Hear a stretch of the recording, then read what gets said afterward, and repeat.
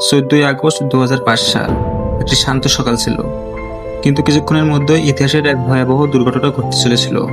Helios এয়ারওয়েজের flight 522 একটি Boeing 737-300 যাত্রীবাহী বিমান।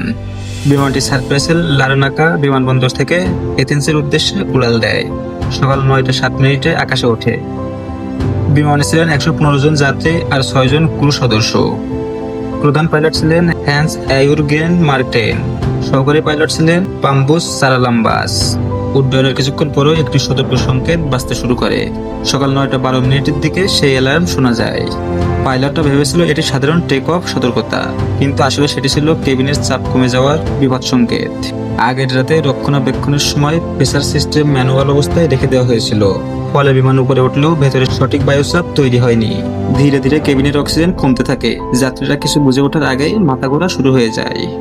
অক্সিজেন মাস্ক সক্রিয়ভাবে নিচে নেমে আসে, কিন্তু পাইলটরা সমস্যার আসল কারণ বুঝতে পারেনি। অক্সিজেনের অভাবে ককপিটের ভেতর সবাই দুর্বল হয়ে পড়েন।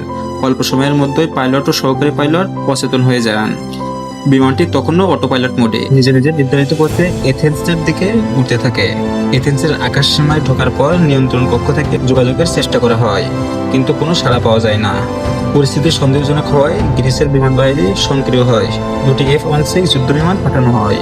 যুদ্ধ বিমান কাছাকাছি গিয়ে অবাক হয়ে যায়। ককপিটের পাইলটদের নিস্তেজ অবস্থা দেখা যায়।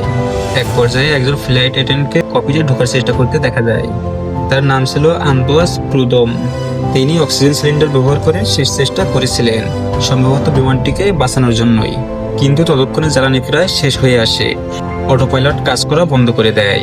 দুপুর প্রায় 12টা 4 মিনিটে বিমানটি গ্রিসের গ্রাম মৃত্তিকা এলাকায় পাহাড়ে আঘাত করে। মুহূর্তের মধ্যে সব শেষ হয়ে যায়। মোট 121 জন মানুষ প্রাণ হারায়। তদন্তে প্রমাণিত হয় প্রেসার সিস্টেম ম্যানুয়াল অবস্থায় থাকায় কেবিনে চাপ তৈরি হয়নি। একটি ছোট ভুল, একটি সুইচের অবস্থান, আর তার ফল ছিল ভয়াবহ। হেলিওস ফ্লাইট 522 হয়ে যায় আকাশের নিঃশব্দ মৃত্যু, এক মর্মান্তিক অধ্যায়।